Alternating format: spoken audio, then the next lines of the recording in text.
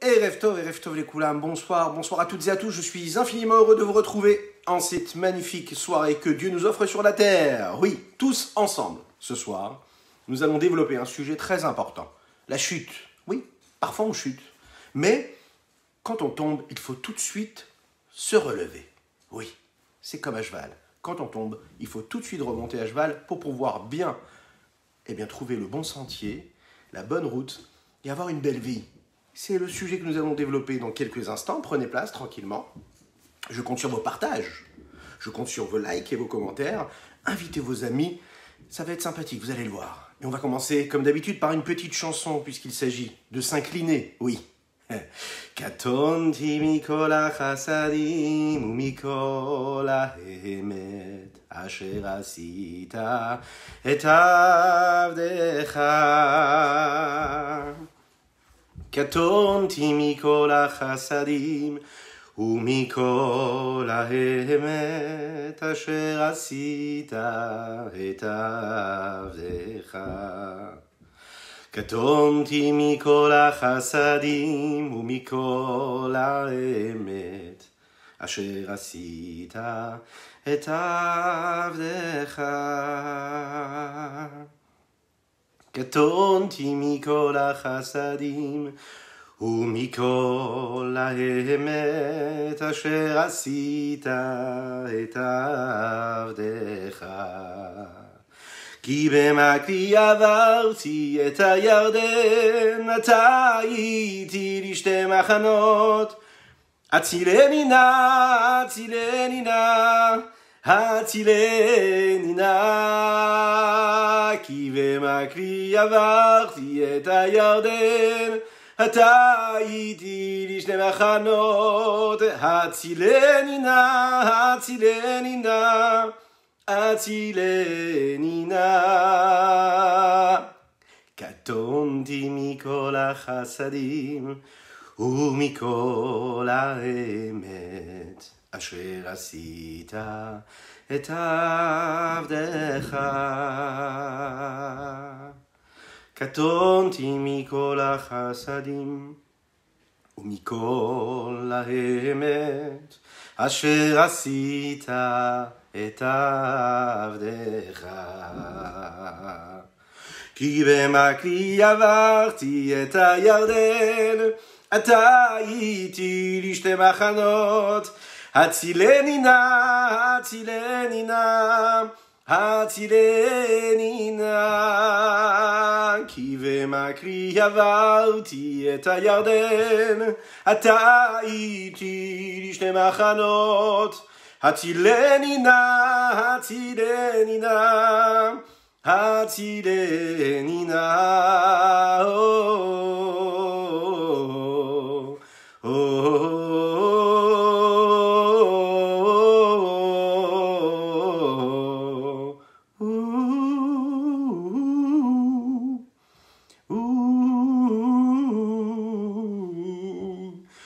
כי במקרי עברתי את הירדן, אתה הייתי לשתי מחנות. הצילני נא, הצילני נא, הצילני נא. כי במקרי עברתי את הירדן, אתה הייתי לשתי מחנות. הצילני נא, הצילני נא, הצילני נא. Erev Tov les Koulam, bonsoir à toutes et à tous. On va démarrer tout de suite notre fabuleux sujet ce soir. Il s'agit de chute. Oui, parfois on chute, mais quand on chute, il faut se relever. Il faut savoir se relever, toujours, tout le temps. Oui, parce que la chute, le moment où on trébuche, c'est une épreuve qui doit être ressentie comme un tremplin. Alors oui, dans le foyer juif, il y a ces étapes-là qui sont aussi des chutes. C'est-à-dire, en fait, on joue tous les jours. On joue tous les jours et on tombe très souvent. Bah oui, comment est-ce qu'on tombe? Parce qu'en fait, on n'arrive pas parfois à faire ce que nous devons faire, à être celui qu'on doit être, au moment où il faut l'être, et comme il faut l'être. C'est pas évident, vous le savez très très bien. Alors, je me suis dit que ce soir, puisque nous étions jeudi soir, Erev Shabbat, voilà, on est déjà en train de se préparer Shabbat, Leil Shishi, la veille du Shabbat, on est déjà dans l'ambiance du Shabbat. Et cette paracha de la semaine, elle est tellement magnifique, il y a tellement de sujets d'une richesse infinie. Donc je me suis dit qu'on allait prendre un sujet qui allait vraiment de pair avec ce sujet-là, à savoir le foyer juif, qui parfois subit ces moments difficiles, d'épreuves. On peut avoir des épreuves, que ce soit dans notre milieu social, au travail, chas v'shalom. On peut avoir des épreuves au niveau amical, mais on peut avoir surtout des épreuves au niveau de notre famille, des chutes, des épreuves. Comment est-ce qu'on fait pour vivre avec ces épreuves-là, avec ces faiblesses? On sait que notre vie, elle est faite de ça, de passages, de transferts, d'états que l'on dépasse parfois, que l'on subit souvent, mais qu'il faut combattre, qu'il faut prendre à bras-le-corps. Oui, il faut apprendre à se comporter comme il faut avec ces épreuves-là. Et faire tout pour vivre cela comme des tremplins et non pas comme des épreuves que l'on va subir.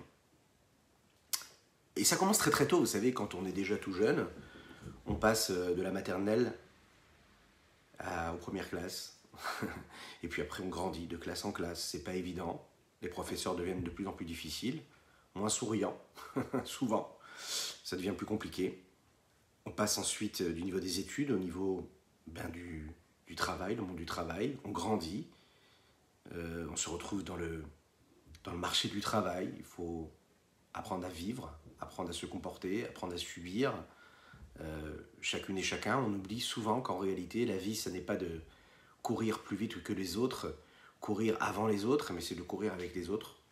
En tout cas, ça, c'est les valeurs de la Torah. Mais c'est pas évident, dans la vie de tous les jours, de vivre cela. On vit dans une société qui nous apprend surtout à courir avant les autres.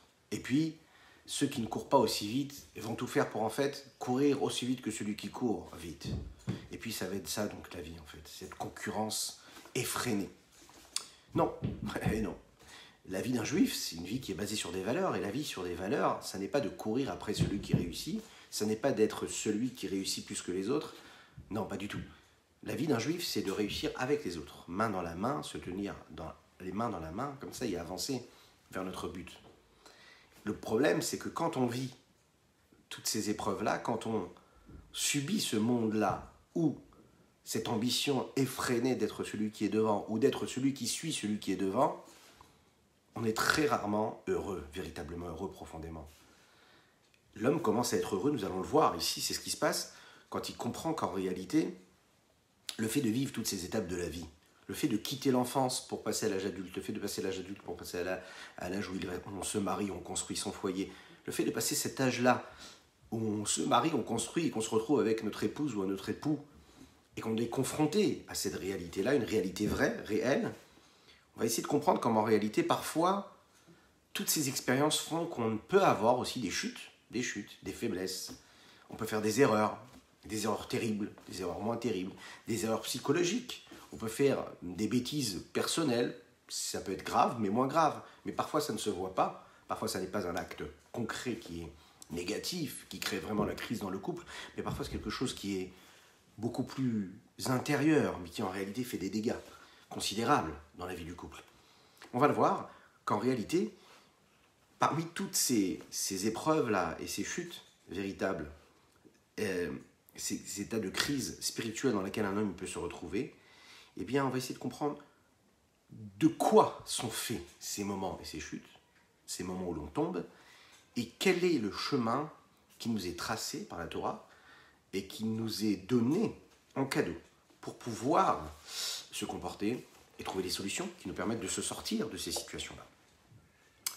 Alors, il suffit de voir le sujet de notre paracha. Cette semaine, Yaakov, il se retrouve face à son frère Esav. Mais avant de se retrouver face à son frère Esav, il va donc le rencontrer. Comme on l'a dit, on le sait. Yaakov s'est enfui à la maison de ses parents parce qu'il avait peur que Esav le tue. Et donc Yaakov, il va donc entreprendre toute cette route-là et tout ce chemin-là pour quitter cette crainte-là et échapper véritablement à ce que son frère est capable de le faire de lui. Yaakov, il va rester pendant 20 ans dans la maison de Lavan. Il va construire son foyer, il va monter une véritable... il va avoir une famille, il va construire une famille, avoir des enfants. Et là maintenant, il souhaite quitter Lavan pour rentrer chez lui à la maison. Et là, il a encore une fois peur et il craint, 20 ans après, que la vengeance de son frère Esav soit encore présente et qu'il ait envie de le tuer. Donc, Yaakov va envoyer ce qu'on appelle des émissaires. Il y en a qui disent que ce n'est pas des émissaires, mais c'est des anges, véritablement, afin de voir avec Esav si on ne pouvait pas trouver un terrain d'entente, afin de calmer et d'apaiser toutes les problématiques qu'ils avaient entre eux. Ils arrivent et ils viennent. Sache une chose, Yaakov, ton frère Esav arrive. Il est loin de vouloir faire la paix, apparemment, puisqu'il est avec lui. Il y a avec lui à ta rencontre 400 hommes. Yaakov se dit, il y a un problème. Il commence à avoir peur. Il appréhende cette rencontre-là. Il appréhende et donc il va tout faire pour en fait trouver des solutions. Il va choisir trois solutions. Première chose, il va prévoir des cadeaux. Deuxième chose, il va faire la tefila. Puis ensuite, il va aussi se préparer à la guerre. Il va envoyer ces cadeaux-là pour tout simplement trouver une solution afin qu'il accepte de lui pardonner. Il va prier Dieu pour qu'Hachem l'aide. Et puis, il va se préparer à la guerre au cas où son frère, vraiment, lui pose problème. Vous avez vu, on a introduit ce cours-là avec une chanson magnifique de Jonathan Razel, Katonti Mikol Hasidim, c'est les paroles du texte d'un verset de notre paracha qui sont prononcées par Yaakov et qui dit, voilà, je m'incline devant Dieu, je m'incline devant tout ce que tu as fait pour moi. Je ne suis rien, je m'incline. Par l'intermédiaire duquel ces trois solutions-là qu'il met en route vont lui permettre de trouver une solution face à son frère. Il suffit de lire les versets pour comprendre un petit peu ce qui se joue et ce qui va en effet changer son existence, sa trajectoire, mais aussi la trajectoire du peuple juif. Mais surtout, ce que nous pouvons, chacune et chacun d'entre nous, ce soir, apprendre, ou en replay un petit peu plus tard, apprendre de ça, de ce comportement de Yaakov. Qu'est-ce que cela veut dire? Qu'est-ce que cela peut nous apporter? En quoi cela nous concerne-t-il? Oui, il va préparer son camp à la guerre. Il va en faire deux même des camps.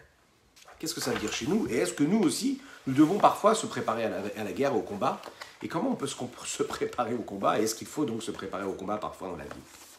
Nous allons lire tout de suite les versets, si vous le voulez bien, et expliquer un petit peu, rentrer dans le sujet. Mais avant cela, j'aimerais vous souhaiter un très très grand Lechaim, avec une pensée pour Hazar, notre cher Hazar. L'Eilu Nishmat Hazar ben Chaim vechaya. Que cette étude-là puisse l'accompagner, sa neshama, et est une source de bénédiction pour ses enfants. וישבו המלאכים אל יעקב לאמור בנו אל אחיך אל עשיו וגם הולך לקראתך והרבה מאוד ישימו. וירא יעקב מאוד וייצר לו ויאמר יעקב אלוהי אבי אברהם אלוהי אבי יצחק השם אומר אלי שוב לארצך ולמולדתך והיטיבה עמך. קטונתי מכל החסדים ומכל האמת אשר עשית את עבדיך כי במקלי עברתי את הירדן ועתה הייתי לשתי מחנות. Il y a une question ici qui se pose véritablement, c'est en réalité la vraie question. La vraie question que la Guémara aussi se pose. Que la Guémara, en fait, à laquelle elle répond, et elle dit comme ça. Qu'est-ce que ça veut dire, je m'incline devant toutes les bontés que tu as fait pour moi? A priori, Yaakov ressent qu'il n'était pas apte à recevoir la garde de Akadosh Baruch Hu à ce moment-là précis. Il a l'impression d'avoir fait des erreurs. Katonti, ça veut dire apparemment j'ai fait une erreur. Je me sens petit. Je m'incline devant toi, Dieu. Je ne mérite pas, a priori, que tu me gardes. Peut-être que j'ai fait une bêtise. Peut-être qu'en réalité, Rachid nous le dit, mes mérites se sont amoindris. Tu as fait tellement pour moi que maintenant j'ai un petit peu épuisé tout ce que je pouvais mériter de toi. Et donc je crains peut-être que tu m'as peut-être promis de belles choses, un bel avenir pour mes enfants, pour ma famille, mais peut-être que j'ai fait une faute. Et que cette faute-là, elle va entraîner ma perte. Et que mon frère va donc me faire du mal. Rabbi Yana, il le dit dans la Gemara Shabbat, un homme, il ne doit jamais se trouver dans une situation de danger et de se dire « Ah ben Dieu, il fera un miracle ». Pourquoi? Parce que peut-être il ne va pas avoir ce miracle-là. Donc il ne faut jamais attendre un miracle. On ne se met pas dans un danger. Il faut se mettre dans une situation où tout est avec nous et tout se passera bien.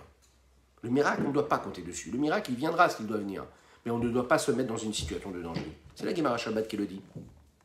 Rabbi Hanin prononce cela et dit, d'où nous apprenons cela? De ce verset-là. Katonti mikol hachasadim ou mikol haemet asher asita et avdecha. Nous apprenons de là qu'en réalité, Yaakov, il est conscient, il se dit, peut-être que j'ai des mérites, mais je ne veux pas me mettre dans une situation où je sais que mon frère veut mon mal, et donc je ne vais pas attendre un miracle. Il arrive avec 400 hommes, il prie à Dieu, il s'incline devant Dieu, il dit, mais C'est déjà énorme tout ce que tu as fait pour moi. C'est déjà beaucoup, c'est déjà beaucoup. Quand un homme a le mérite de vivre quelque chose de très particulier, il doit prendre conscience que ce qu'on lui a donné, c'est ce qui doit lui rappeler qu'il est petit face à ce qu'on lui a donné. Il ne doit pas se servir de ce qu'on lui a donné pour s'enorgueillir et pour grandir lui-même. Il doit justement garder sa petitesse. Alors, parfois, ce que nous avons reçu nous permet de grandir. Mais le fait de grandir ne doit pas nous forcer à penser que l'on peut se permettre d'avoir une assurance qui pourrait nous dire et nous faire croire que maintenant nous n'avons plus besoin d'être sur nos gardes. Oui, c'est pas parce qu'un jour tu as réussi à atteindre un niveau que tu n'es pas au seuil, malheureusement, parfois de tomber. Et donc tu dois toujours être dans cette posture-là, dans cette position-là, où tu te poses les bonnes questions, où tu es conscient de ce que tu es, de ta vulnérabilité, et tu ne pêches pas par orgueil. Katonti Mikol Achasadim, il suffit de voir ce que le Admor Hazaken, le Rabbi Shneur Zalman de Liadi, explique sur cela pour prendre un petit peu plus la profondeur de cette idée-là. Le Tanya, le Sefer, le livre, le petit livre du Tanya, qui est le livre de base de la Chassidoute, qui a été écrit par le Rabbi Shneur Zalman de Liadi. D'ailleurs, ce Tanya que nous allons clôturer demain matin, Bezrat Hashem, soyez nombreux en live, à 8h du matin. Ce Tanya-là, ce livre de base, on le clôture parce qu'en fait, on célèbre la libération du Admor Hazaken, Rabbi Shneur Zalman de Liadi. Sachez-le, cela se passe demain soir, vendredi soir et Shabbat, ainsi que dimanche. Pendant ces 2 jours-là, le Admor Hazaken, Rabbi Shneur Zalman, vous imaginez, c'est le fondateur de la Chassidut Chabad. Il a dit comme ça: lorsque je suis sorti de prison, c'était un jour de joie. Celui qui se réjouira de cette joie-là que j'ai eue de sortir de prison, eh bien, je lui promets des bénédictions qui lui permettront de sortir de l'étroitesse vers la largesse. C'est ce qu'on peut se souhaiter toutes et tous ce soir, que cette bénédiction soit présente. Donc réjouissez-vous avec cette joie-là que le Admor Hazaken a eue, cette joie-là qui nous permet aujourd'hui de partager ensemble ces mots de Chassidoute. Et donc ça c'est magnifique. Donc profitez également de prendre part à ce partage. Je vous invite donc à partager, à liker, invitez vos amis dans les commentaires, liker, envoyer des pouces, envoyer des cœurs. Il s'agit de la Chassidoute qu'on essaye et que nous arrivons, j'en suis sûr et certain, de diffuser, de partager. Qu'est-ce qu'il nous dit le Rabbi Shneur Zalman de Liadi sur cela? Alors il faut savoir que ces mots-là ont un sens très très profond et très intérieur. Ça n'a pas juste été écrit comme ça, avec une idée, une théorie. Non, ça a été écrit par le Admor Hazaken à un moment où il était vraiment dans une situation très particulière. C'est le fondateur de la Chassidut Chabad, nous l'avons dit, le Admor Hazaken, qui a fondé ce que nous sommes aujourd'hui, c'est-à-dire ce qu'on a pu recevoir du Rabbi de Lubavitch par la suite. Ça n'était pas évident pour lui. Il s'est donc retrouvé en prison. Il y avait d'autres juifs qui pensaient qu'il ne devait pas dévoiler tous ces secrets de la Chassidut, de la Kabbalah. Et ça l'a amené malheureusement à être emprisonné. Le Yutet Kislev. Le Yutet Kislev, il sort de cette prison-là. Et c'est ce qui a en réalité été vécu comme une véritable victoire face à tous ces contradicteurs, pour les appeler gentiment ainsi. Quand un homme il est habitué à gagner, celui qui le combat, la nature des choses, c'est que la première chose qu'il a envie de dire, c'est quoi? C'est que je t'ai gagné. Oui. Regardez 2 boxeurs, même déjà avant de monter sur le ring, c'est à la mode, oui, chacun des boxeurs dit, voilà, je vais réussir à te gagner, je vais te gagner, je suis le plus fort, tu n'es rien. Ok? Après le combat, c'est pareil. Là, on voit quelqu'un qui sort de prison, qui a gagné son combat, qui a gagné. Ses accusateurs, eux, ont perdu. Le Admor Hazaken aurait pu s'enorgueillir et sortir haut la main. Et le Admor Hazaken ne va pas sortir de prison de cette façon-là. Il va dire à ses chassidim, allons-y encore plus, dévoilons la chassidoute au maximum, mais il va rester humble. Et qu'est-ce qu'il va prononcer comme mot? Katonti, je m'incline. Le Admor Hazaken va dire Katonti, il ne va pas dire j'ai gagné, il va dire je m'incline. Et ça c'est très intéressant. C'est-à-dire que bien qu'il a gagné, il ne va pas demander à aller contre ses contradicteurs et à aller essayer d'avoir un point vaillant et de revanche. Pas du tout. Il va s'incliner. Apprendre que parfois, même quand on réussit quelque chose et que nous sommes ce que nous sommes, gardez toujours la modestie et le retrait. Ouais. Katonti mikol hachasedim, le Admorazaken le dit dans le Tanya, c'est-à-dire que dans chaque montée qu'Akadosh Baruch Hu fait à l'homme, l'homme doit sentir, il doit vivre quoi? Il doit vivre une forme d'humilité. Il doit être humble. Il doit comprendre que la droite de la sainteté, la bonté d'Abraham qui se révèle à travers cette humilité qu'Abraham Avinu a eue. Qu'est-ce qu'il a prononcé, Abraham Avinu? Abraham Avinu qui a eu la bénédiction Bakol Mikol Kol. Dans tout, de tout, en tout. Vous imaginez la bénédiction la plus belle, celle que nous souhaitons à chacune et chacun d'entre vous ce soir. En effet, c'est la plus belle des bénédictions. C'est-à-dire que c'est pas que tu as tout, c'est que tu as la bénédiction, tout ce que tu as, dans tout ce que tu fais, en tout, pour tout. C'est quand même génial. Abraham, lui, quand il reçoit la bonté de Dieu, le texte nous dit, qu'est-ce qu'il dit Abraham? Il dit, Va'anochi, afar va'efer. Je suis comme la poussière de la terre. Je suis de la cendre et de la poussière. Vous imaginez? Abraham Avinu. Le Admorazaken sort de prison, qu'est-ce qu'il dit? Il dit Katonti. Yaakov, il dit quoi? Il dit Katonti. Il dit je m'incline. C'est-à-dire que face à la réussite, face à ce que l'on reçoit, le premier réflexe, c'est pas de dire génial, j'ai reçu. Le premier réflexe, c'est de dire, ça ne veut pas dire que je suis important si j'ai reçu. Je m'incline devant ce que j'ai reçu. Et c'est énorme ce que j'ai reçu. C'est vachement bien, c'est top. C'est magnifique, merci mon Dieu. Je ne le méritais peut-être pas. Va'anochi afar va'efer. Je ne suis que de la poussière. Le Admorazaken le dit ici dans le Tanya, il fait référence d'ailleurs à Yaakov, à la vertu qu'avait Yaakov Avinu. Il dit comme ça, c'est la mida, la vertu de Yaakov. C'est la raison pour laquelle il va quelque part s'excuser de ce qui s'est passé avec Esav. Il a une crainte d'Esav. Et il sait que Dieu est avec lui, que Dieu lui a promis d'être avec lui. Mais il se dit, tellement il est modeste, tellement il se sent petit à ses yeux. Il se dit, peut-être que Dieu m'a promis. Et si Dieu m'a promis, c'est que je le mérite. Mais peut-être que j'ai fait une erreur entre-temps. Peut-être que mes mérites ont disparu. Peut-être qu'ils se sont amoindris. Imaginez un petit peu, chacune et chacun d'entre nous, la forme et la preuve d'humilité qu'il faut avoir pour se comporter de cette façon. Yaakov Avinu. Alors nous, comment est-ce que nous devons nous comporter aussi? Les Chachamim nous disent ici qu'il s'est dit peut-être qu'il avait fauté à un moment. Il s'est dit que peut-être il n'avait pas agi comme il fallait agir. Oui.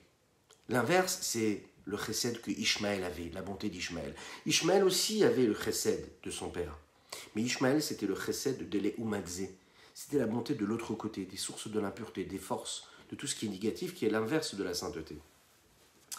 Va'anochi afar va'efer. Dans cette lettre-là, le Admorazaken est en train de nous expliquer quelque chose. Il lui dit, qu'est-ce qui se passe maintenant avec un homme qui a le mérite de recevoir de la bonté céleste, qui reçoit de la véritable bonté de Dieu, véritablement. Un homme qui est béni par Dieu, un homme qui sent qu'il réussit tout ce qu'il entreprend, un homme qui, Baruch Hashem, reçoit une influence phénoménale. Eh bien, cette influence-là, en fait, elle a deux côtés. Si l'homme se comporte comme quelqu'un qui a une existence personnelle et un narcissisme, un égocentrisme, une fierté, un orgueil mal placé, et qui pense que tout lui est dû, une suffisance, s'il regarde tout ça avec des lunettes de l'orgueil, alors ce chesed-là qu'il a reçu, cette bonté qu'il a reçue, va entraîner quoi? Va entraîner en fait qu'il va perdre complètement ce qu'il est censé être, c'est-à-dire quelqu'un qui est comme il faut. Il se dit, je suis tellement important que Dieu a décidé de me donner ce qu'il me donne. Vous vous souvenez, Aman Aracha, Aman, quand le roi Achashverosh l'appelle, parce qu'il veut, en réalité, il veut récompenser Mordechai. Parce que Mordechai, vous vous souvenez dans l'histoire de Mordechai et de Achashverosh, Mordechai a envoyé un émissaire pour dire à Achashverosh, tu sais, il y en a qui complotent contre toi, qui veulent te tuer. Achashverosh appelle Aman et lui dit, dis-moi, qu'est-ce qu'on a fait pour honorer et pour récompenser ce Mordechai, le juif, qui m'a sauvé la vie? Maintenant, le problème, c'est que Aman, lui, ne sait pas que Achashverosh compte récompenser Mordechai, le juif. Il pense qu'Achashverosh veut l'honorer lui. Il lui demande et lui dit, qu'est-ce qu'on pourrait faire et comment on pourrait récompenser celui que le roi veut honorer? Et là, Aman Aracha pense dans son cœur, la Megillah nous le raconte, avec une prose magnifique, et il nous dit... Il se dit dans son cœur, Aman, mais qui sait que le roi aimerait glorifier et récompenser? Qui autre que moi il aimerait récompenser? Et donc il était persuadé qu'il parlait de lui. Et il va lui dire, Yaviou levush malchut, qu'on amène les habits du roi, qu'on amène le cheval du roi. et qu'il soit accompagné dans les rues de la ville et que l'on proclame devant tout le monde voilà comment on se comporte avec un homme que le roi veut honorer. Oui, Aman s'est dit ça dans son cœur. Un juif ne peut pas se comporter comme ça. Un juif doit se dire que quand il lui arrive ce qui lui arrive, il doit se dire c'est énorme ce qui m'arrive. Et c'est pas justifié. Quand en réalité le point essentiel de base d'un juif, c'est quoi? C'est le regard de la kedusha, de la sainteté. Et bien quand il lui arrive quelque chose de magnifique, il vit ça avec une certaine humilité, avec soumission. Il regarde ça avec des lunettes juives. C'est quoi des lunettes juives? C'est les lunettes de la soumission, de l'abnégation, de la reconnaissance, de la bonté véritable, du regard de bienveillance. On est conscient que ce que nous avons, ce que nous recevons, c'est Dieu qui a décidé de nous le donner. Ça entraîne en réalité une sensation et un sentiment de petitesse. Et de se dire, mais c'est énorme ce qui m'arrive. Merci Hachem de m'avoir donné de quoi me nourrir, de m'avoir donné cet endroit où je peux dormir comme il faut. Vous connaissez le principe qu'un juif, il doit spirituellement toujours aspirer à mieux. Matériellement, toujours aspirer aussi à mieux. Mais regardez celui qui est en dessous de lui, celui qui a un petit peu moins que lui, ou même beaucoup moins que lui. Spirituellement, on doit se dire, regardez celui qui a plus que nous. Mais matériellement, on doit se dire, regarde, lui, il a moins que moi, c'est déjà magnifique ce qui m'arrive. C'est déjà génial tout ce que j'ai. Merci Hachem pour tout ce que tu me donnes. Le fait de dire merci, c'est une forme d'humilité, c'est une prise de conscience. C'est-à-dire que je suis conscient que ce que me donne Dieu, c'est énorme. Yaakov, lui, en réalité, il comprend ça. C'est la raison pour laquelle il dit Katonti. Je me sens petit, je m'incline. L'chaim, l'chaim.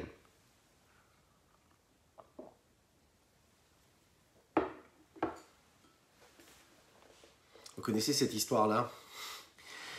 Il y a un juif litaï. Un juif litaï, c'est-à-dire un juif religieux, mais qui ne vit pas avec les préceptes et les enseignements de la chassidoute. Et à côté de lui, il y a un chassid qui, lui, vit selon les préceptes de la chassidoute. Et ils sont en train de dire un texte de Yom Kippour. Vous savez, dans le texte de Yom Kippour, on dit comme ça, Adam, yesodo me'afar vesofo le'afar. On parle d'ici, on dit qu'il faut se sentir comme de la poussière. Donc sentir une forme d'humilité. Et ce texte-là de la Tefila de Kippour dit quoi? Adam yesodo me'afar vesofo le'afar. L'homme, il est fait de la poussière, il vient de la poussière, il était insufflé par Dieu dans ce corps-là qui venait de la poussière. Et puis, sofo le'afar, après 120 ans, qu'est-ce qu'on fait? On retourne à la poussière de la terre. D'accord? Entre-temps, il y a une petite vie. Et donc, voilà que ce juif-là, qui n'est pas du tout chassid, dit ce texte-là en pleurant, pleurant, pleurant. Il prend conscience, c'est tellement triste. On vient de la poussière, on va retourner à la poussière. Il est triste, il en pleure. Lui tape à l'épaule droite un chassid qui passait par là, qui dit « Mais pourquoi est-ce que tu pleures ?» Il dit « Ben voilà, regarde le texte dit que nous venons de la poussière, nous allons retourner à la poussière, c'est triste. » Il lui répond, il dit « Mais je ne comprends pas pourquoi tu es triste. Si encore tu venais de l'or, c'est-à-dire que si tu venais de l'or, de la matière, de l'or, et puis que tu termines à la poussière, bon, je veux bien que tu sois triste. Tu as quitté l'or pour de la poussière. Bon. Mais quand en réalité tu sais que d'où tu viens, c'est de la poussière, et qu'ensuite tu vas terminer dans la poussière, oui. Et en réalité tu sais que la seule chose que tu as entre les deux, c'est quoi? C'est quoi? Mais écoutez, cette histoire-là, elle est magnifique parce que c'est une leçon de vie pour chacune et chacun d'entre nous. Ça nous fait prendre beaucoup, beaucoup de recul sur ce que nous vivons tous les jours. Mais entre ces deux moments-là, qu'est-ce qu'il y a? On va voir un petit peu plus de vin, un peu de vin, on va faire un peu les chaïm. Il y en a d'autres qui vont aimer un peu plus de fromage, un peu plus de damkrout, un peu plus de viande, un peu plus de lait. Voilà, chacun va se substanter, va vivre quelques événements dans sa vie.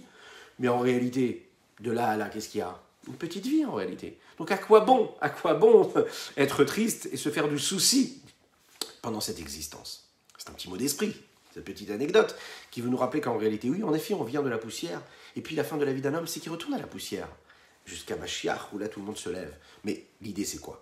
C'est qu'on doit se sentir dans cette forme d'abnégation et d'humilité. Et vous allez voir que quand on est capable de vivre cette humilité, quand on est capable de vivre dans cette forme d'abnégation, eh bien la chute et la faute qui se profilent comme ça à l'horizon, eh bien elle a beaucoup moins de chances de nous attaquer. Et en effet, on aura beaucoup plus de chances de ne pas chuter, de ne pas tomber, et donc beaucoup plus de facilité de se relever. Quand est-ce que ça devient compliqué, c'est quand on chute véritablement encore et encore et encore et encore. Mais nous allons le voir, oui, on peut chuter même 7 fois, c'est la Torah qui dit « Sheva ipol tzadik vekamlo ». Le tzadik qui peut tomber 7 fois, il se relève pour la 8e. On nous donne ces forces-là. Et c'est ce qui se passe ici. Yaakov nous apprend que qu'est-ce qui nous permet de s'épargner ces chutes-là, ces épreuves-là? Eh bien, c'est katonti, c'est le fait d'être humble, d'avoir de l'humilité. Alors, regardons un petit peu. On a appris que Yaakov, lui, s'est ressenti tout petit. Il a eu peur que ses fautes l'aient mis dans une situation désagréable qui aurait écarté la bénédiction de Dieu de lui. La question qui se pose, c'est comment ça se fait que Yaakov, lui, peut se poser la question et se dire que peut-être il a fauté? Oui, vous et moi, oui, enfin en tout cas moi, on peut arriver parfois à fauter, oui d'accord, mais Yaakov Avinu, le patriarche, comment il a pu s'imaginer un seul moment, un seul instant, qu'il a peut-être fait une faute? On sait que Dieu lui a promis, il lui a dit comme ça, hein, Veine anochi imar, je suis avec toi. Alors prenez un enfant et dites-lui le matin, ça nous arrive rarement, mais il faut le dire.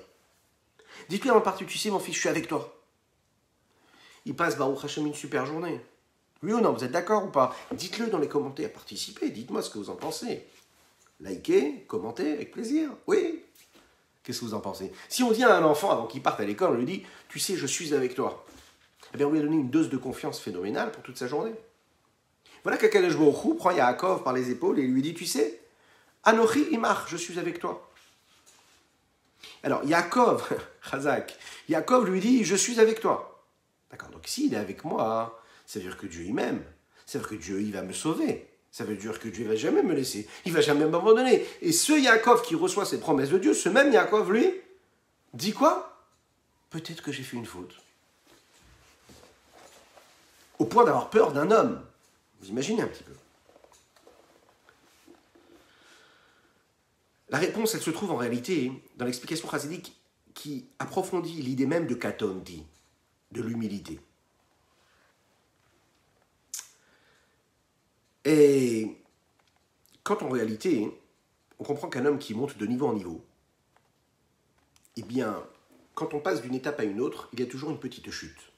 C'est-à-dire que quand on réussit à atteindre un niveau, et c'est ce qui se passe également dans tous les domaines en réalité, mais dans la spiritualité précisément, on atteint un but, on a un challenge. Quand on a atteint notre but, on a tout de suite envie d'atteindre un but qui est encore plus élevé. Donc on est arrivé à un niveau de spiritualité, de sainteté, de pureté dans notre personne. Ça peut être par exemple parce qu'on a fait un cheminement de teshuva, de retour vers Dieu. Ça peut être parce qu'on a atteint un niveau, même si on avait déjà atteint un niveau. Et à ce moment-là, quand on arrive à ce niveau-là, on se dit, j'aimerais absolument passer à un autre niveau. J'aimerais m'élever encore plus. Donc on a toujours envie de s'élever. Il y a une étape entre ces deux moments, c'est-à-dire le moment où on passe de cette étape où on est à un niveau et l'étape où on passe à un niveau qui est encore plus supérieur, plus élevé, il y a une chute. Il y a toujours cette petite chute-là. C'est-à-dire qu'on perd l'espoir, on perd la force, on perd le courage. Et cette petite situation, cette petite étape de chute-là, vertigineuse en réalité, elle nous fait douter. Ce moment où on doute, il peut nous perdre. Pourquoi? Parce que c'est à ce moment-là, on peut chuter, on peut fauter, on peut se perdre, on peut perdre tout ce qu'on avait gagné avec l'évolution et le cheminement premier. C'est là en réalité le test. Cette petite étape qui est juste après avoir atteint un but, un sommet, il faut être très très fort à ce moment-là. Pourquoi? Parce que très facilement on se décourage et très facilement et souvent en fait il y a une petite chute. Seulement l'intelligence c'est quoi? C'est que juste après cette chute-là, on est la force de faire quoi? De se relever tout de suite. Le Tanya le dit, le Yetzer Hara en fait ce qui l'intéresse c'est pas la faute qu'on va commettre, mais c'est l'état émotionnel et affectif et spirituel et intellectuel dans lequel on se trouve juste après avoir fait la faute. Il attend, il nous regarde, il scrute, il attend que tu tombes. Il voit que tu tombes, qu'est-ce qu'il fait? Il vient, il t'achève. Pourquoi? Pas parce que tu as fauté en fautant, pas en te faisant fauter, en te voyant complètement tomber et chuter dans la tristesse parce que tu sais que tu as chuté, tu avais atteint un niveau, tu avais atteint un sommet, il voit que tu n'arrives pas à avancer encore plus. Là, qu'est-ce qu'il se dit? Il se dit, c'est génial, c'est du pain béni. Je viens, il est déjà à terre, il a un genou à terre, je le pousse un petit peu comme ça, il tombe tout seul. Qu'est-ce que nous dit ici la chassidoute? Elle nous dit non. Sache une chose, que même si tu as fauté, tout de suite, rappelle-toi une chose. Quand on passe d'un niveau à un autre, il y a un moment de chute.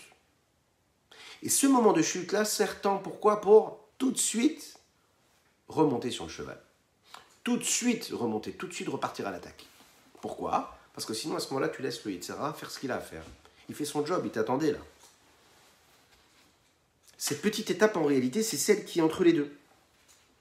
Entre l'étape que tu as pu réussir vraiment à avoir, et puis l'étape que tu aimerais encore une fois avoir, c'est-à-dire le challenge supérieur. Katonti Mikola Chassidim, il y a en réalité quelque chose de grand et quelque chose de petit quand on s'attache à Dieu. Qu'est-ce que cela veut dire? Il faut aller d'étape en étape. Il faut craindre Dieu. Il faut revenir à la petitesse, à l'étroitesse, et à chaque fois que nous nous ressentons petits, et dans cette abnégation et cette soumission à Dieu, eh bien on est en mesure d'être gardé de cette chute-là. Quand Yaakov, en fait, il sort de Chutz Laaretz, c'est-à-dire de l'endroit de Lavan, pour retourner en Eretz Israël, vous imaginez bien que quand il était même chez Lavan, il était resté Yaakov, il était resté quelqu'un de Kadosh, nous l'avons vu. Et pourtant, en fait, il va chuter quelque part parce qu'il sort d'Eretz Israël. Il sort de Chutz Laaretz pour aller en Eretz Israël. Donc il a vécu quand même une forme de chute, puisqu'il est dans un domaine qui est totalement contraire à la sainteté. Et donc c'est la raison pour laquelle il se dit, mais cette étape que j'ai vécue là, j'ai perdu la sainteté dans laquelle j'ai toujours vécu avant, lorsque j'étais chez mes parents. Et puis maintenant, là, qu'est-ce qu'on me demande? On me demande de revenir à ce niveau-là, c'est-à-dire de passer à une étape supérieure de sainteté. Donc il a peur, peut-être que j'ai chuté, véritablement. Alors, oui. Lorsque par exemple on se marie, et de cette façon-là, on est en train de quitter quelque part une certaine étape, on perd l'étape de l'insouciance. On quitte l'étape de l'insouciance dans laquelle on était dans une forme de tranquillité. Et la première étape que nous avons quand on se marie, c'est qu'en réalité on n'est plus chez papa et maman. On n'a pas encore construit un véritable foyer, une véritable maison. Et donc à la première étape, il y a une forme de chute. Oui, une petite déprime. Oui, on est en train de créer quelque chose de nouveau, mais c'est pas évident de trouver ses repères. On a quitté le cocon familial et on doit tout créer, tout construire, tout bâtir. Une petite déprime comme ça qui s'installe. La première étape, oui, c'est une petite chute. On n'a pas encore construit ce qu'il fallait. Mais c'est aussi une étape qui est très sensible. Vous savez, c'est aussi, par exemple, quand on le sait, tout le monde le dit ça, quand on déménage, qu'on passe d'une maison à une autre, qu'on passe d'un appartement à un autre, qu'on passe d'un lieu précis, particulier dans lequel nous vivons, à un autre lieu. Eh bien, c'est des moments qui sont tous assez particuliers et assez sensibles. Quand on va rencontrer d'autres amis, se faire à un nouveau milieu social, c'est pas évident. S'attacher à de nouvelles personnes, se créer un petit cocon, une petite chaleur, c'est pas évident. Et tout ça, ça amène l'homme à vivre des moments de crise, parfois. La femme, n'en parlons pas. En tout cas, le couple vit des moments difficiles. C'est des épreuves. Prenez un homme qui, par exemple, décide de cesser de travailler dans ce travail-là pour aller dans un autre travail. Pas de cesser de travailler complètement, attention. Alors, au moment où il prend cette décision-là, bien sûr qu'il le fait avec réflexion, avec une bonne décision qu'il a prise. Et pourtant, c'est difficile. Pourtant, il assume ce qu'il a fait, mais ça ne va pas être facile du tout quand il va se lever le matin avant de trouver un nouveau job. Eh bien, il va vivre des moments très difficiles, des moments de crise. C'est pas évident pour lui, c'est pas évident pour la femme, c'est pas évident pour les enfants, c'est pas évident pour la famille, pour son milieu social. Et puis, surtout, c'est pas évident pour lui-même. Ouais, c'est très très dur pour lui-même, parce qu'il cherche ses repères. L'homme, c'est le travail. La femme, qui décide, qui prend des décisions dans sa vie, dans son existence, qui décide d'évoluer spirituellement, par exemple. Elle prend des risques, c'est difficile. Elle a pris quelque chose en plus. Elle quitte l'endroit dans lequel elle se trouvait pour quelque chose, pour passer à une étape différente, supérieure. Ça nécessite des efforts, tout ça. Et il faut réussir à se dire, oui, c'est pas grave, je vais quand même le faire. J'ai pas peur. J'ai pas froid aux yeux. Mais ça nous met dans un état de sensibilité particulière, assez tangible. Alors, la première étape, c'est déjà d'abandonner même l'état émotionnel, l'état affectif, l'état intellectuel et psychologique dans lequel nous nous trouvions à l'étape précédente. Et nous mettre dans une disposition nouvelle. C'est-à-dire se mettre dans une situation où on se dit, voilà, il n'y a pas de problème, je suis à même de m'atteler à la tâche, et puis d'assumer tout ce qui va se passer avec ma vie. Vous savez, parfois, c'est un des exemples qu'on dit ici, qu'on donne, que ce soit par exemple dans la matérialité, le fait de trouver un travail stable, une situation stable, mais aussi spirituellement. Mais puisqu'on est dans la parnassa, par exemple, le travail, ce qui concerne souvent, parce que dans la vie d'un couple, bien sûr que c'est très important, parfois un homme, il gagne sa vie avec des personnes qui vont lui donner lui apporter du travail, le gâter, parfois même. Parfois, il va se rendre compte que le travail qu'il a, la façon avec laquelle il gagne sa vie, elle le met dans une situation psychologique ou même émotionnelle où il se sent amoindri, il se sent bridé, il se sent brimé, il se sent pas respecté, pas honoré. Il se sent, il sent comme si qu'en fait on le fait travailler comme par pitié. On ne le respecte pas à sa juste valeur. Ça arrive à tellement de monde, ça. Mais malheureusement, quand on sait qu'on doit payer notre facture à la fin du mois, on fait ce qu'on a à faire. On se lève et on va travailler et on baisse la tête. La Torah nous dit que parfois, il faut cesser de baisser la tête. Il faut cesser de baisser la tête. C'est-à-dire qu'il faut savoir prendre le courage de se dire « je vais faire ce que j'ai à faire, je vais être respecté pour ce que je fais, je vais trouver ce qui me plaît dans l'existence, ce dont je suis capable de faire. J'étais un grand ingénieur en informatique, ça me plaît d'ouvrir un restaurant, je vais ouvrir un restaurant. Oui, je vais prendre mon courage, je vais le faire parce que c'est quelque chose qui me plaît. Et je sais que je vais travailler dur, oui, mais Dieu me donnera la parnassa puisque je vais créer un réceptacle et il va me donner cette bracha, cette bénédiction. Vous pouvez dire amen, amen à chacun et chacune. Et puis, il me donnera parce que là, à ce moment-là, moi, je serai totalement heureux de ce que je fais. Et je n'ai pas l'impression qu'on est en train de me rendre un service.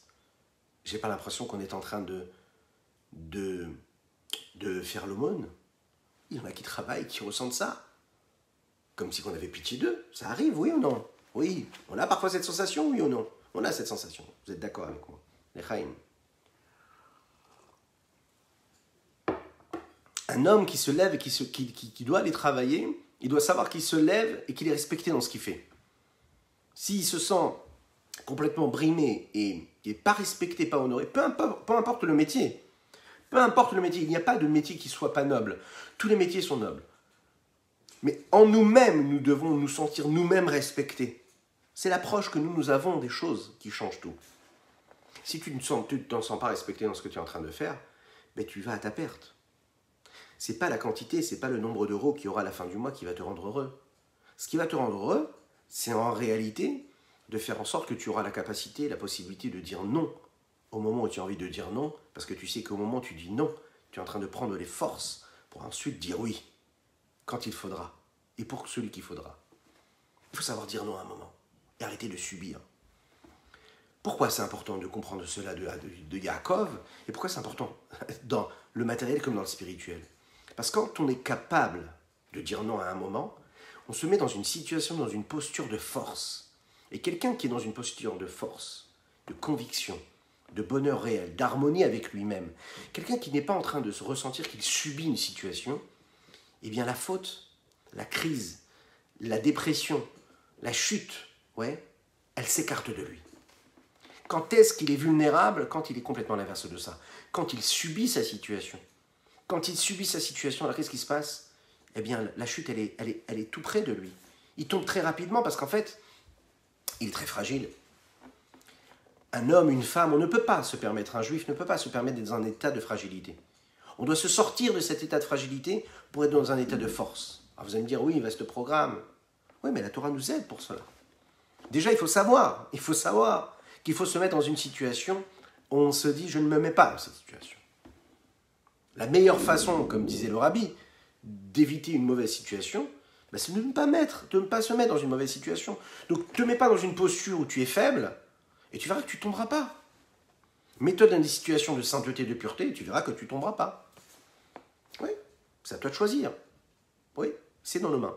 Réussir à garder l'étape dans laquelle il est, donc garder sa force, garder sa conviction, mais en même temps ne pas perdre cette force-là, et quand même évoluer. On va pouvoir comprendre ici le verset qui est dit comme ça. Sheva ipol tzadik vekamlo. Le tzadik, il peut tomber 7 fois, mais il va retomber. A priori, pourquoi est-ce que nous parlons ici d'un tzadik? Sheva ipol tzadik vekamlo. 7 fois le tzadik, il tombe, mais il se lève. Le tzadik, il tombe, mais c'est pas un tzadik qui tombe. Celui qui tombe, c'est celui qui n'est pas tzadik, par définition. Alors pourquoi est-ce que nous parlons ici du tzadik? En fait, le tzadik, il monte de niveau en niveau. Et entre les deux niveaux, il va vivre en réalité une chute. C'est ce qu'on appelle le principe de Yerida Letzorech Aliyah. Tu es tombé, tu as chuté, Mais pourquoi est-ce que tu tombes? Tu tombes pour remonter encore beaucoup plus haut. Yerida, letzorech aliyah. La Neshama, elle est descendue dans ce monde, ici-bas. Vous imaginez la Neshama, l'âme du juif, elle était tout près de Dieu, à côté du trône céleste. Et elle descend, elle chute. Véritablement, elle descend dans ce monde matériel, physique, grossier.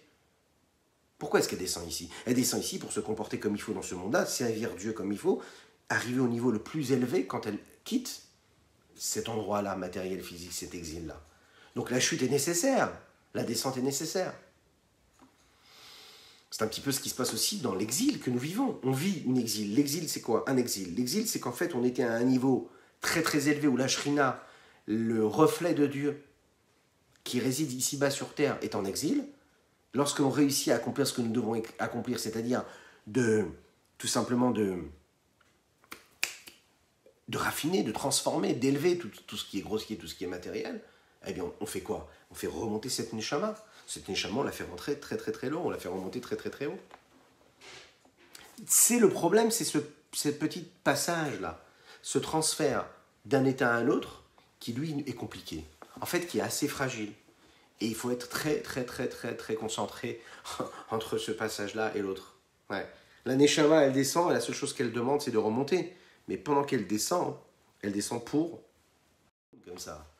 Sur la neshama qui descend, on va le chanter ensemble, là, quelques minutes.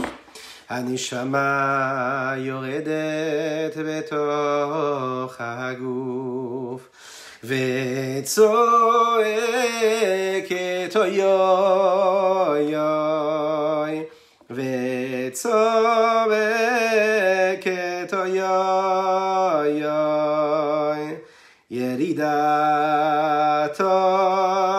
לצורך עלייה אשר כל זה הוא כדאי ירידתו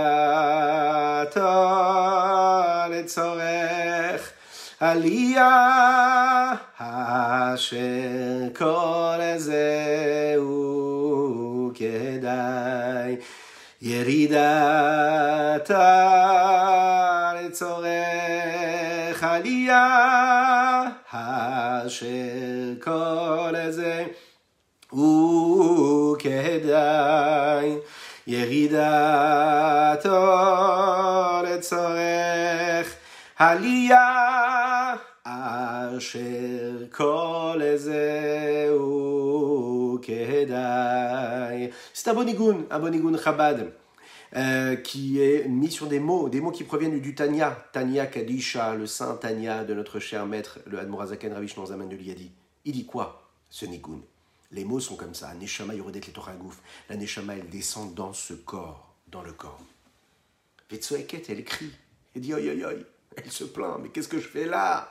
J'étais tout près de Dieu, à côté du trône céleste, à ses pieds droits.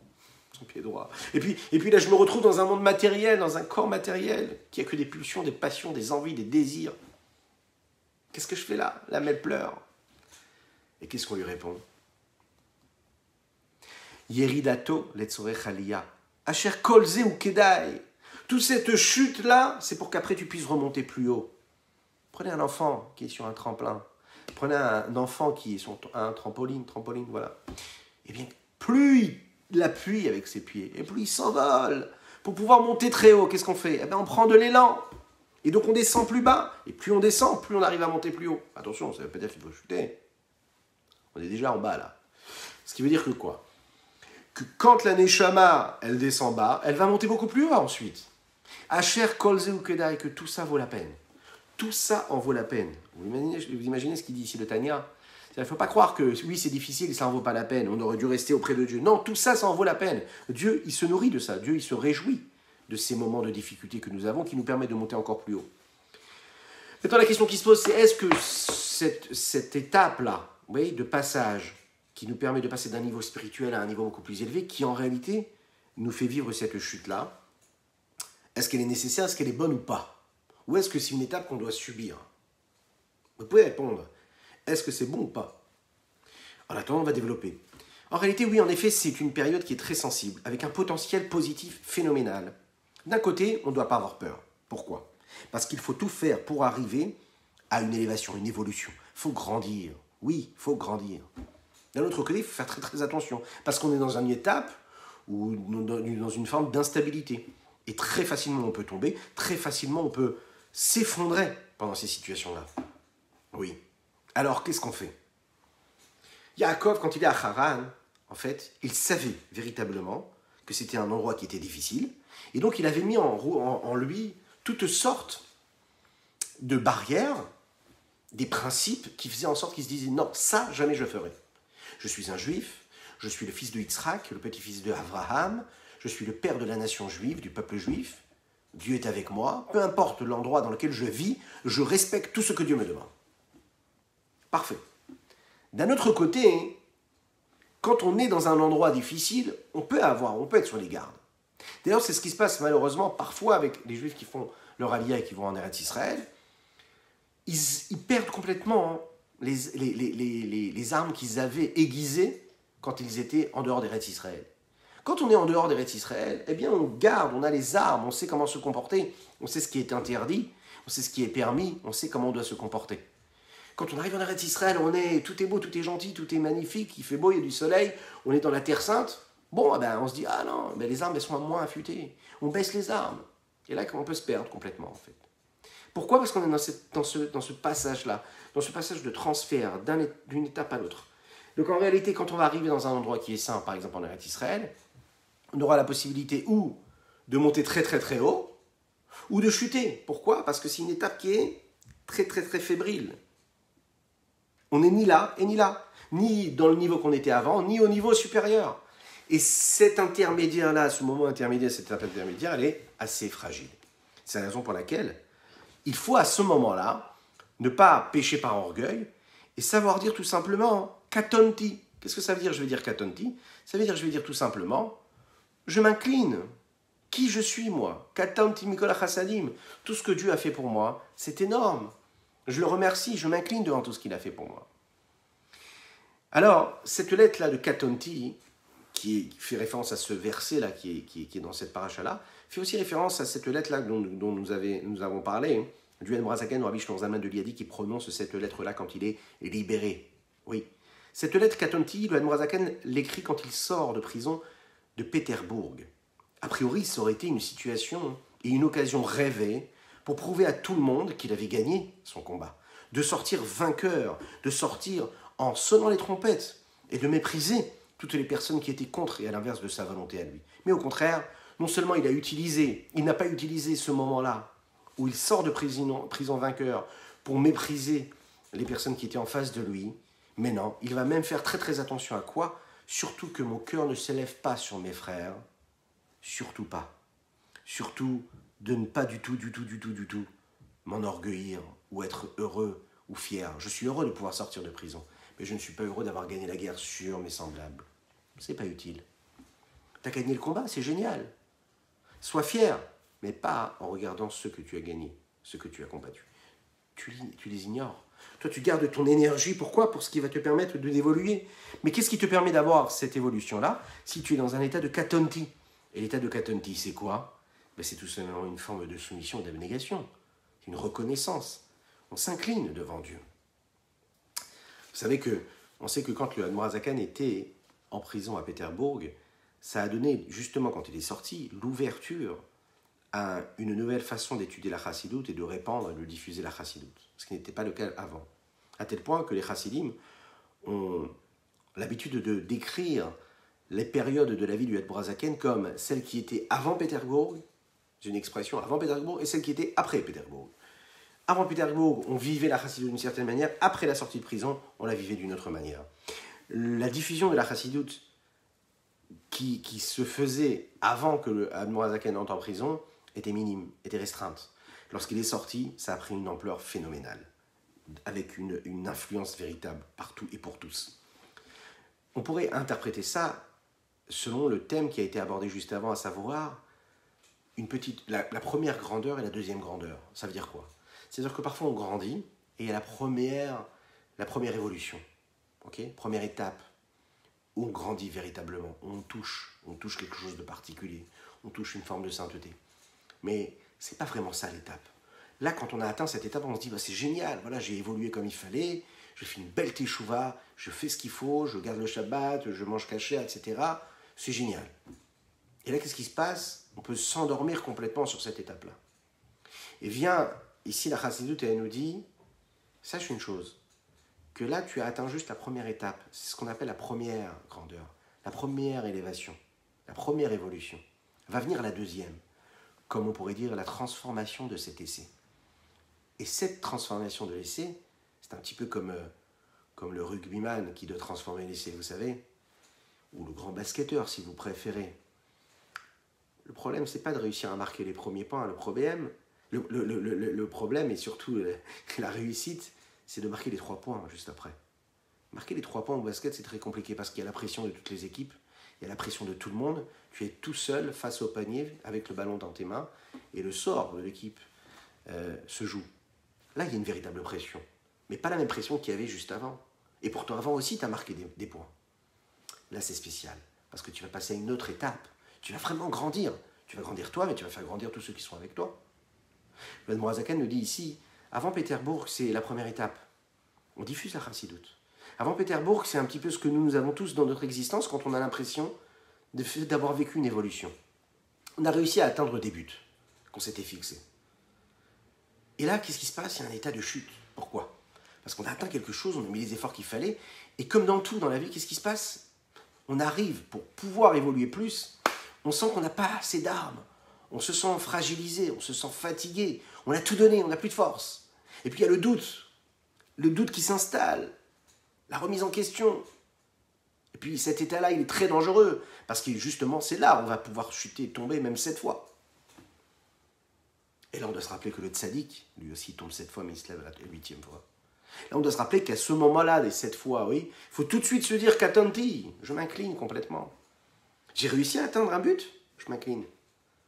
Je me dis pas, ça y est, je suis un grand vainqueur, plus personne ne pourra m'atteindre. Je dois me dire, je dois me poser maintenant pour réaliser ce que j'ai parcouru comme chemin, prendre du recul, et me dire, voilà, maintenant, quelles sont mes nouvelles armes, et qu'est-ce que je suis censé faire pour pouvoir atteindre le niveau supérieur. Et donc prendre les bonnes décisions, agir comme il faut, convenablement, tranquillement, sereinement, et surtout ne pas chuter. C'est ce moment difficile qui peut nous faire chuter, mais c'est aussi ce moment qui est fragile, mais puisqu'il est fragile, c'est qu'en fait, il est en train de laisser naître quelque chose de très très grand aussi. À nous d'être intelligents, de se dire, non, à ce moment précis, je peux faire quelque chose de beaucoup plus grand. Je peux chuter, chas v'shalom, mais je peux faire quelque chose de beaucoup plus grand. Donc quand on voit qu'il y a la faute qui se profile à l'horizon, quand on voit que cet état de faiblesse, on se dit, mais j'ai pas de force, donc c'est pour ça que je vais tomber, chas v'shalom. Mais t'as pas compris, si tu n'as pas de force, parce que justement, tu as atteint un but, tu as atteint un certain niveau, et que maintenant, en réalité, tu as utilisé toutes tes énergies. Une fois que tu as atteint ce niveau-là, tu n'as plus ces énergies-là. Donc tu as besoin d'un stade où tu es entre les deux. Tu es avant l'étape d'après. Et ce moment-là où tu es avant l'étape d'après, tes armes ne sont pas aiguisées. Tu es, voilà, tu es sur le fil. Donc oui, c'est pour ça que tu as l'impression de devoir tomber, de pouvoir tomber. Et même de devoir, c'est vraiment ça le cas de le dire, parce que tu as l'impression que oui, tu dois tomber, parce que tu n'as pas le choix de tomber. Chas v'shalom.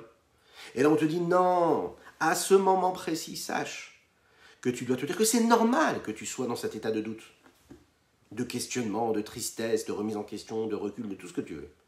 Et à ce moment précis, tu te dis, eh ben non, là, je ne lâche rien, je prends toutes les énergies pour créer l'étape supérieure et pour monter, là, à ce moment-là, toutes les armes qu'il me faut pour me fixer une feuille de route, avoir une trajectoire et évoluer spirituellement.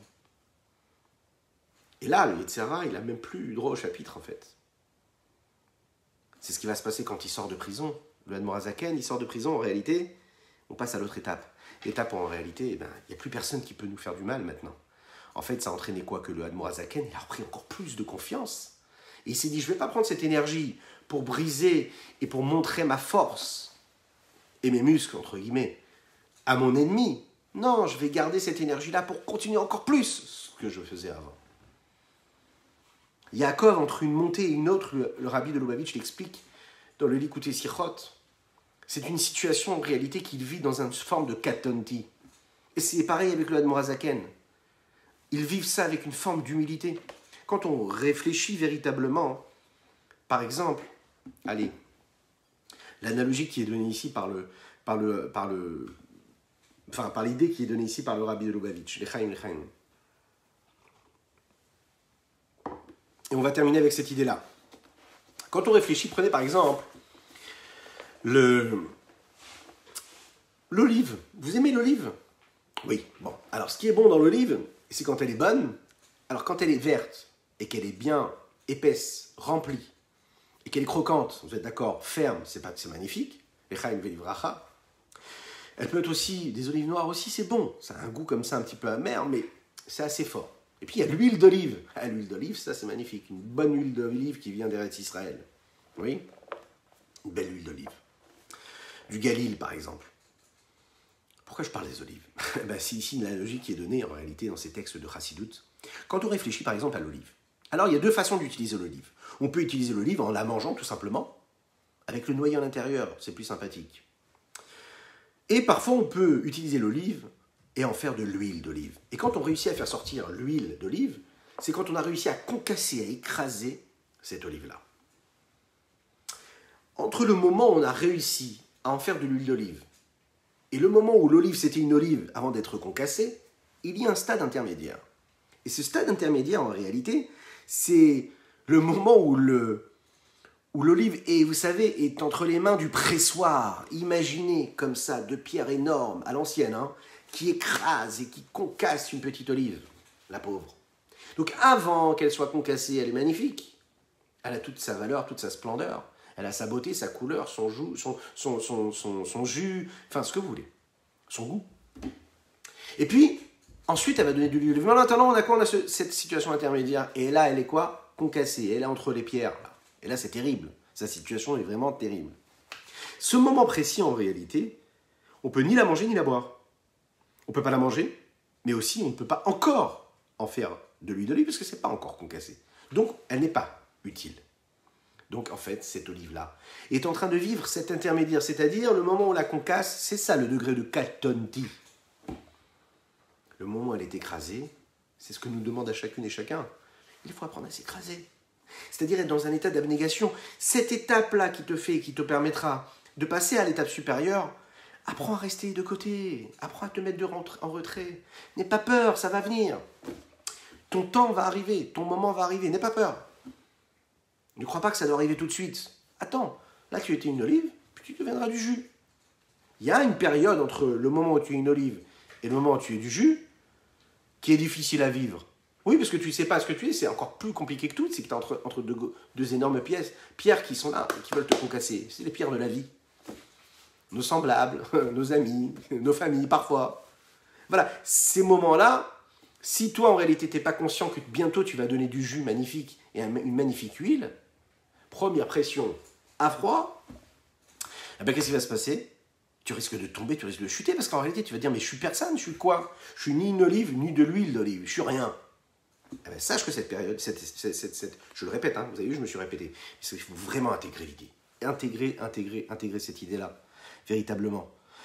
Ne pas se perdre pendant cette étape-là. Et c'est ce qui va se passer. Avant le moment, pendant que le Admorazaken, il était, avant d'être emprisonné, bien sûr que la diffusion de la Chassidoute, elle était là, elle était présente, mais à un certain niveau.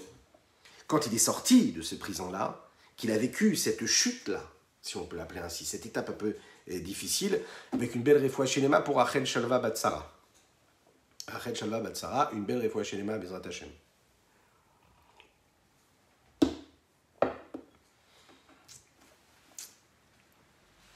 Le Admorazaken, lui, ressent également cette katonti, cette étape-là d'étroitesse, d'abnégation véritablement où il s'incline.